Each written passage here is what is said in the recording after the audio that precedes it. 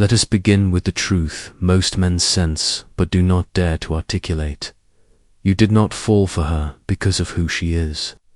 You fell for her because of what she stirred awake inside of you, something ancient, something buried, something that has lived in you long before you even knew her name. That pull you felt, that sudden gravity, that magnetic force that pulled you across a crowded room or through the glow of a screen. It was not her smile, her eyes, or her voice. It was not her walk, nor her words, nor her laugh. It was deeper. It was older. It was the echo of a pattern woven into the fabric of your psyche. Carl Jung gave it a name, the Anima, the inner woman every man carries within him, a living blueprint of his desire, a mirror of his hidden longing, the ghostly architect behind every lightning strike of chemistry he cannot explain. Do you understand what this means? Out of 1,000 faces, out of endless possibilities, one face strikes you differently. One presence lingers. One woman becomes unforgettable, not because she possesses something other women lack, but because she mirrors the shape of something in you that you never knew you were searching for. You think you found her, but the truth is she found you because she matched the outline already drawn in your unconscious. And this is where the danger lies. For what you call love may only be projection, and what you call fate may only be memory. The Anima is not a person. She is not flesh and blood. She is not the woman in front of you, no matter how real she feels, no matter how intoxicating her presence. She is an archetype, a psychic force, born inside you at birth, shaped by the energy of your mother, refined by the figures of womanhood you admired or feared, sculpted by the culture that defined beauty and mystery for you before you had words. She is chaos and comfort, softness and fire, nurturing and destroying. She is the goddess, the temptress, the muse, the mother. She is every impossible contradiction of the feminine wrapped into one force that lives inside of you. And so when a woman enters your life whose energy resembles her not physically, but vibrationally, you fall. But you do not fall in love. You fall into projection. You are not captured by her. You are captured by your own unconscious, which whispers she feels like home. She feels like the dream you have carried, the ideal you have buried, the phantom you have always longed for. And in that moment, you no longer see her. You see only your own reflection cast onto her face. She becomes a screen upon which your inner world is projected. She becomes the canvas for your fantasy, your hope, your ache. And this is the most dangerous thing, because what you are attracted to is not hurt, is you. But Jung warned that the Anima, left unconscious, is not merely a dream. She is a force that can ruin you. If you do not confront her, she will dominate you. She will keep you weak, emotional, irrational, addicted to beauty, blinded by chemistry, enslaved by validation. She does not care if the woman in front of you is good for you. She does not care if she is loyal, or wise, or worthy. She only cares that she feels familiar, that she resonates with the pattern inside you. And so you chase her, pedestal her, obsess over her, betray yourself for her, suffer for her, and call it love. But it was never love. It was projection. It was your own unresolved wounds disguised as romance.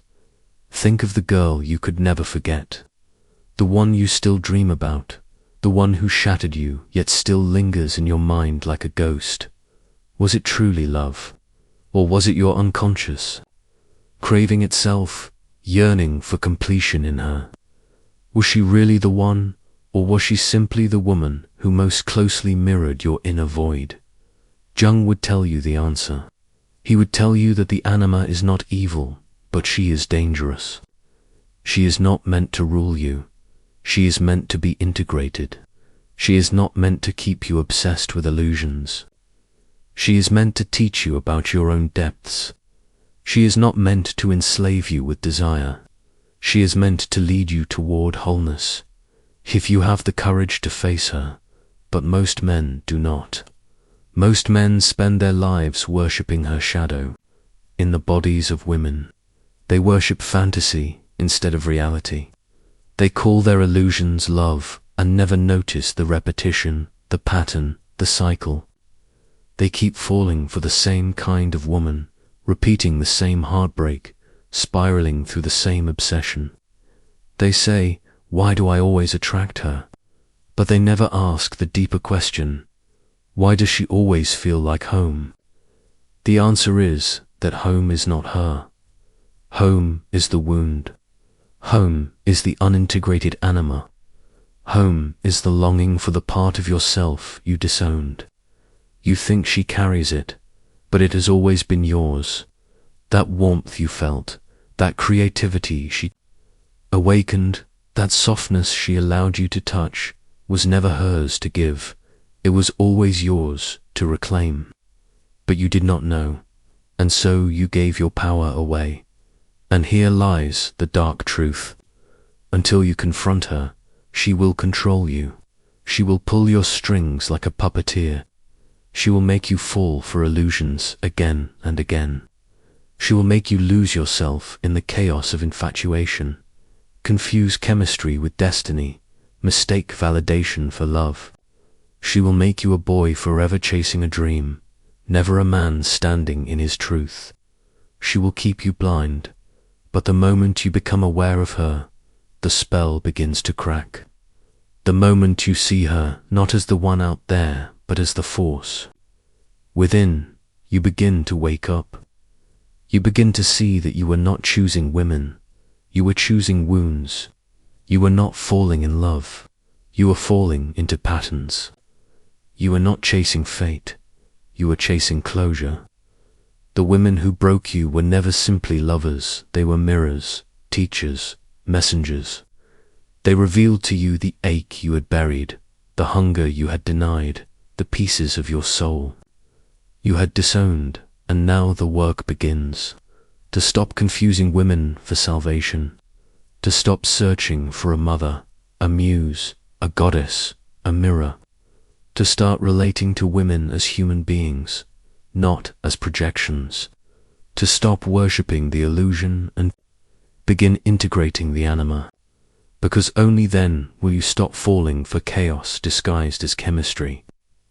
Only then will you stop needing her to validate your worth. Only then will you reclaim what she has always represented: your own sensitivity, creativity, intuition, and wholeness. And when you do, you become dangerous in a way the world does not understand. Because you will no longer be manipulated by attention. You will no longer chase drama, collapse under rejection, or mistake obsession for love. You will still feel deeply, but you will not lose yourself in the feeling. You will love without worship. You will walk away when your peace is threatened. You will stand rooted in clarity while others drown in fantasy. And this, my friend, is rare. This is the beginning of awakening. The moment when you stop asking, why her? And begin asking, why me? The moment when you stop searching outside and start descending into the depths of your own unconscious. The moment when you realize the greatest danger to your soul was never women, but your idea of them.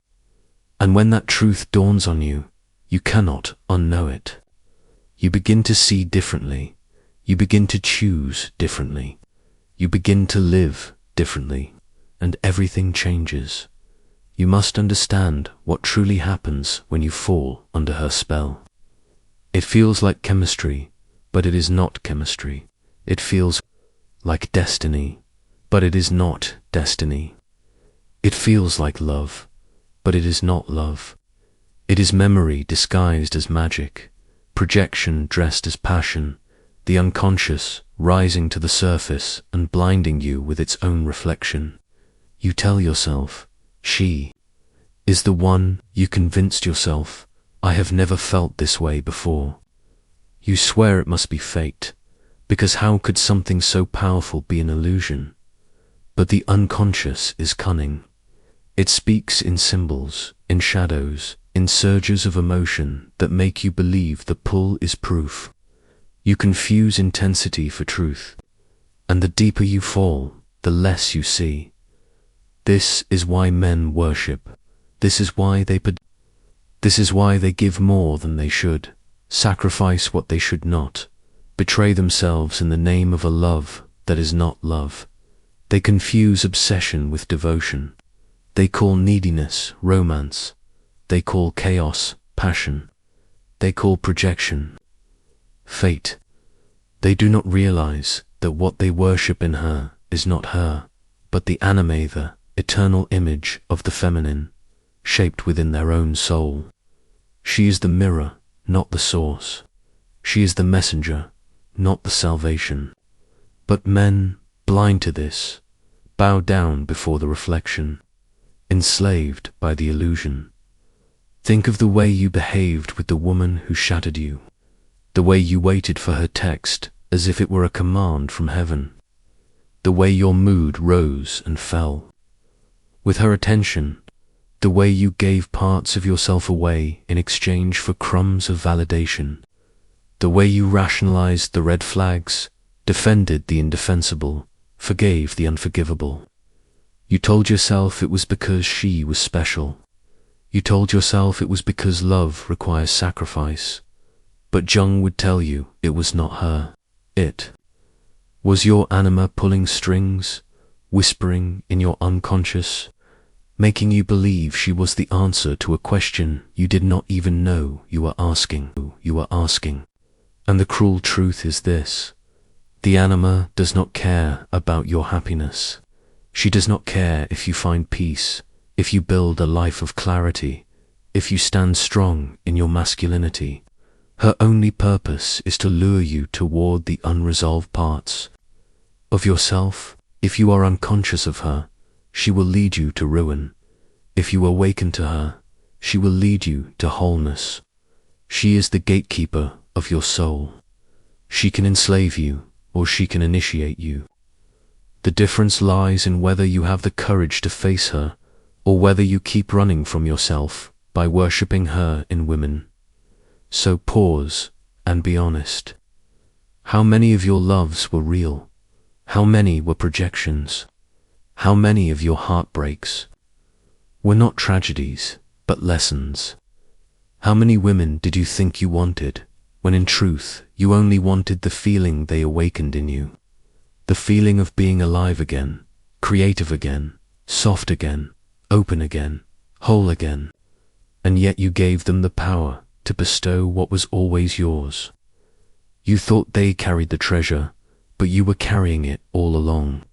You simply abandoned it, and they reminded you of what you had left behind. Jung warned that if you do not integrate the anima, you will remain her prisoner. You will not love women, you will worship your fantasy of them. You will not build relationships, you will build altars. You will not see clearly, you will be hypnotized by illusions. And the tragedy is that society feeds this illusion. Movies, songs, stories, they all romanticize the projection. They glorify obsession. They call it true love when a man loses himself in a woman. They tell you that you are incomplete until you find her, that your other half is out there, that your destiny is tied to her presence. And you believe it because it feels so real. But reality is far less forgiving.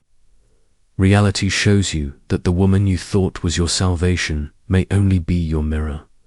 Look carefully at the pattern of your attractions. They were never random.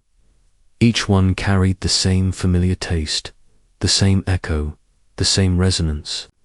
You thought you were choosing her, but your unconscious was choosing for you. It was not about compatibility, it was about recognition. She felt like the dream you always carried, the wound you always ignored, the fantasy you always clung to, and so you called it fate. But it was only repetition. This is why the same heartbreak follows you in different forms, different faces, different names, different stories, but always the same outcome. Because until you integrate the anima, until you reclaim the parts of yourself you keep outsourcing, you will be dragged into the same cycle. The psyche will not stop repeating itself until it learns the lesson. And if you refuse to learn, you will suffer again and again, confusing projection for passion, losing yourself in illusions, calling it love when it is only longing. But what happens when you stop? What happens when you face her? What happens when you finally sit with the questions most men never ask? What am I truly chasing? What do I think she gives me? What part of myself do I only feel in her presence? When you ask these questions, the spell begins to break, because you realize it was never her smile, her voice, her body, her mystery. It was what she awakened. It was the version of you she brought alive. And if you can awaken it through her, then it means it was always inside you. She did not create it. She only mirrored it. This is the turning point. This is where projection becomes integration. When you stop blaming her for your heartbreak and start asking what wound she revealed. When you stop worshipping her beauty and start asking why beauty holds you hostage. When you stop obsessing over her validation and start asking why your worth depends on another's gaze. These questions strip the illusion bare. They force you to see the anima not as goddess, but as mirror. Not as muse, but as messenger. Not as salvation, but as teacher. And yes, this truth will break you. It will tear apart the stories you told yourself about love. It will make you revisit every romance, every heartbreak, every obsession, and see them for what they were not. Fate, but psychology. Not magic, but memory. Not her, but you. You will grieve the loss of your illusions. You will feel the death of the boy who thought love would save him. You will stand in the ruins of fantasies you held for years. But do not run. This grief is sacred. It is the doorway to transformation. Because on the other side of this grief lies freedom. The freedom of seeing clearly. The freedom of choosing consciously. The freedom of no longer being ruled by the anima's shadow. And here is the paradox. Once you integrate her, once you reclaim what she represented, you will no longer need her in women. You will no longer be hypnotized by chemistry, blinded by beauty, enslaved by validation. You will be whole. And the irony is this: the moment you stop needing her, you become magnetic. Not because you chase, but because you radiate wholeness. Not because you perform, but because you are real. And realness is irresistible in a world addicted to illusion. The man who integrates his anima cannot be controlled. He does not collapse under rejection, because rejection no longer defines him. He does not chase drama, because drama no longer excites him. He does not worship beauty, because he sees beauty clearly without being blinded by it. He does not fall for illusions, because he recognizes projection before it captures him. He loves, but he does not lose himself. He gives, but he does not betray himself. He walks away, not because he is cold, but because he values his peace more than his obsession. This man is rare. This man is feared. This man is free. And his freedom is dangerous, because in a world where men are enslaved by their anima, he cannot be manipulated. He is no longer a boy pulled by unconscious desire. He is a man guided by clarity. And clarity, in this world, is the sharpest weapon. Of all, there comes a moment when you begin to realize the most dangerous enemy was never her. It was never the women who stirred your heart. It was never the lovers who betrayed you or the muses who abandoned you. The true danger has always been your own unconscious, the anima working behind the curtain of your mind, weaving illusions so convincing that you willingly gave away your soul in the name of what you thought was love. To face her is not to face a woman, it is to face yourself. It is to look at the mirror that has haunted you all your life and ask why you feared it, why you worshipped it, why you mistook your own reflection for salvation. The anima is not cruel in the way an enemy is. Cruel, she is cruel in the way truth is cruel. She does not bend to your comfort. She does not soften the blow of reality. She presents you with your deepest wounds in the disguise of romance. She makes you chase the echo of your mother's embrace, the warmth of your first attachment, the softness you disowned when you decided men must be hard, invulnerable, unshaken. She reminds you of your need to be held, to be understood, to be nurtured, and you project all of this onto a woman who could never carry it for you. This is why love feels like destiny and disaster at the same time. It is not hurt as you, longing for yourself. Think of the way you begged for her attention, how you crafted entire versions of yourself just to fit her desire. Think of how you gave away your voice to hear hers, how you silenced your needs to amplify hers, how you twisted your truth to remain in her orbit.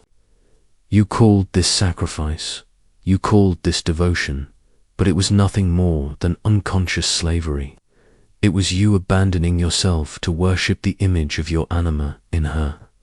And when she left, or when she disappointed you, or when she failed to match the fantasy, you felt betrayed, because she lied, but because you lied to yourself. She never promised salvation. You demanded it of her. You forced her into the role your unconscious wrote long before she appeared.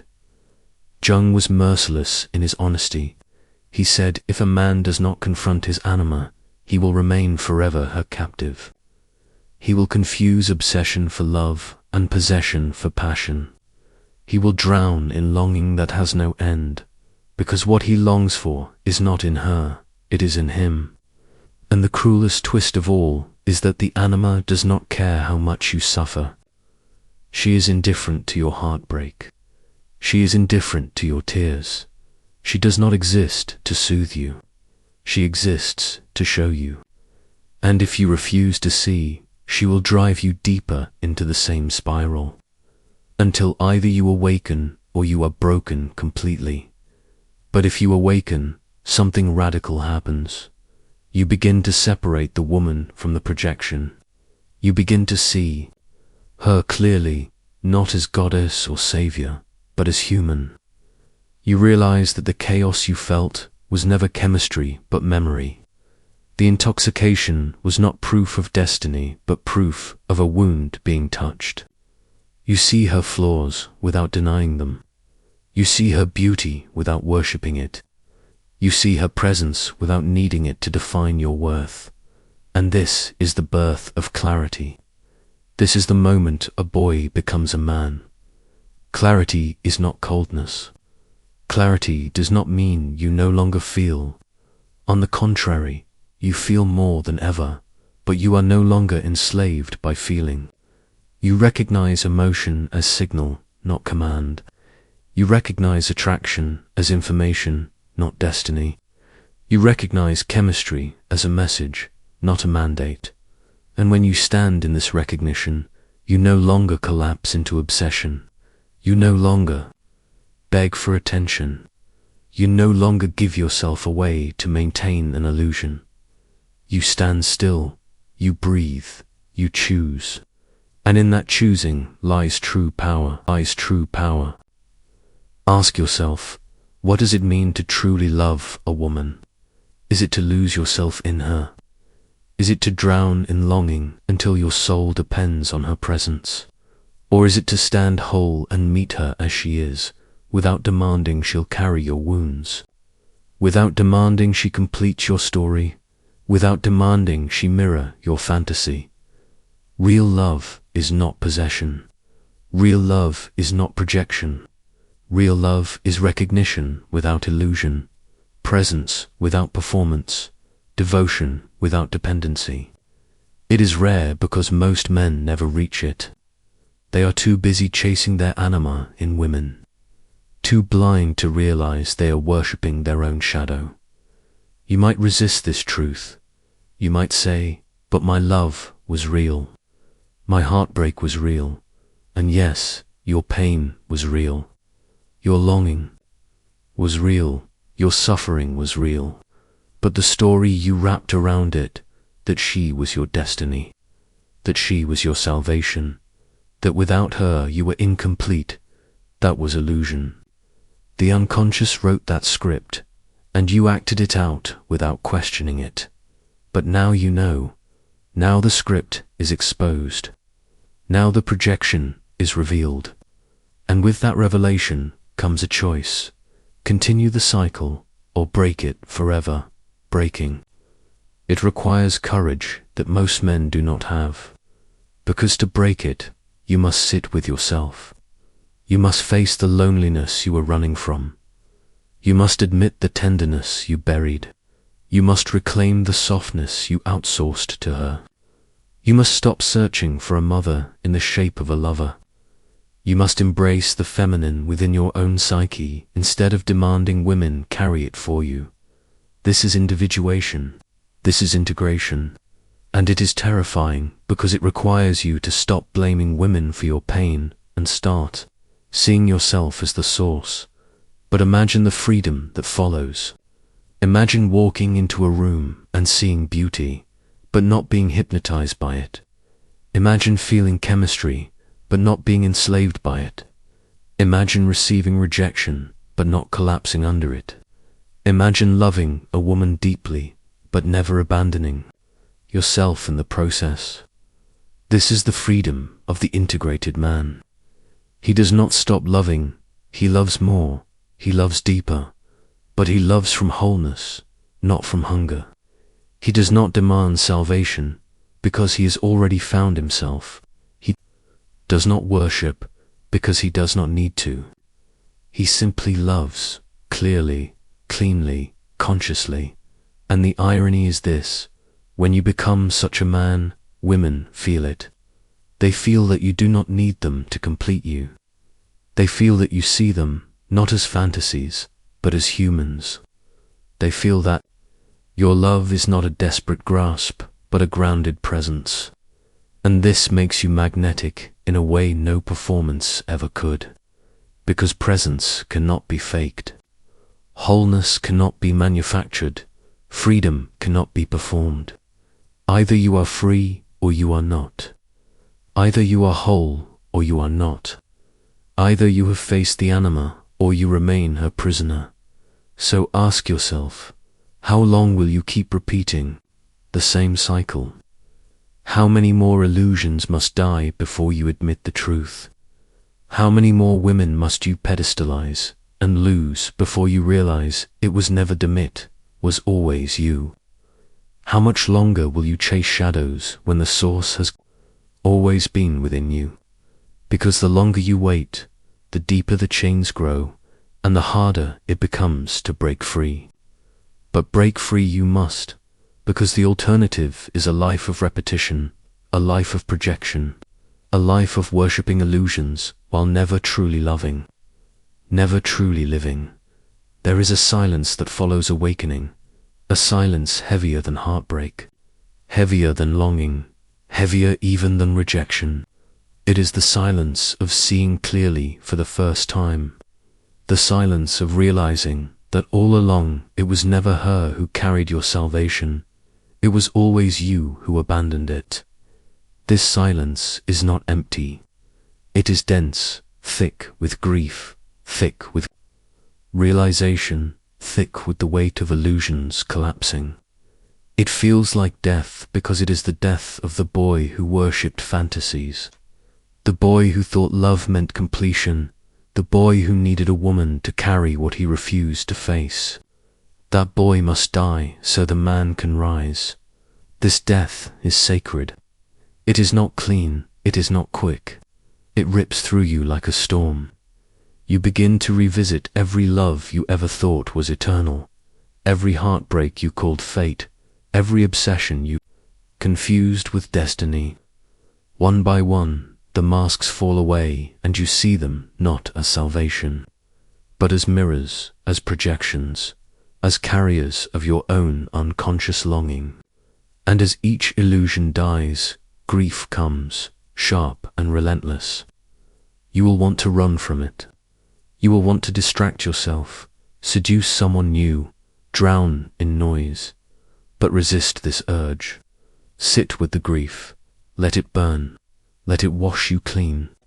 Because on the other side of grief is clarity. On the other side of death is rebirth. It is here in the ashes of illusion that you begin to feel something new, a quiet strength that does not depend on her attention, a calm that does not vanish when she withdraws, a presence that does not collapse under rejection. You feel yourself, perhaps for the first time, and it is strange, almost disorienting, because you have spent years, maybe decades, believing you were incomplete. You built entire identities around the chase, the obsession, the pedestal, and now, stripped of illusion, you begin to ask, who? Am I without the projection? Who am I when I am no longer a slave to my unconscious longing? The answer comes slowly, but it comes. You are whole. You always were. You just forgot. This realization changes everything. It changes how you walk, how you speak, how you choose. It changes the way you look at women. No longer do you approach them as answers to questions you refuse to ask yourself. No longer do you treat them as puzzles to solve your emptiness. You see them as they are: complex, flawed, human. You admire beauty without bowing to it. You feel attraction without being enslaved by it. You respect intimacy without confusing it for completion. And in this clarity, you gain a power that cannot be faked. The power of presence. Presence is not loud. It does not announce itself. It does not beg for recognition. Presence is felt, not performed. It is the grounded stillness of a man who knows who he is, who has faced his shadow, who has integrated the anima. This presence unsettles people because it cannot be manipulated. Women feel it and they know you cannot be baited by games. Men feel it and they know you cannot be intimidated by competition. The world feels it because presence exposes illusions wherever it goes. You become dangerous not because you harm, but because you cannot be controlled. This is the rarest state, the rarest man, because most never reach it. Most live and die in projection, forever chasing the echo of their anima in every woman they meet. They build marriages on fantasies, families on illusions, entire lives on unintegrated shadows. And when it collapses, they blame her, they blame fate, they blame the cruelty of love, never daring to face the truth that it was their unconscious pulling the strings all along. Do not be one of them. Do not waste decades chasing ghosts when the source has always been within you. Choose the harder path, the path of integration, the path of truth. And here is the paradox. When you stop needing women to save you, you begin to love them more honestly. When you stop worshipping beauty, you begin to see it more clearly. When you stop demanding completion, you begin to connect more deeply. Love is no longer a desperate grasp, but a conscious choice. Desire is no longer a chain, but a flame you can hold without burning. Intimacy is no longer a trap, but a meeting of two beings who are whole on their own. This is love without illusion, and it is rare, almost unrecognizable in a world addicted to fantasy. But when you taste it, you will know. You will feel its clarity, its steadiness, its absence of chaos. It will feel less like a storm and more like a sunrise, quiet, radiant, undeniable. The anima does not disappear. She never leaves you. She is part of your psyche, and she always will be. But once integrated, she loses her tyranny. She no longer rules from the shadows.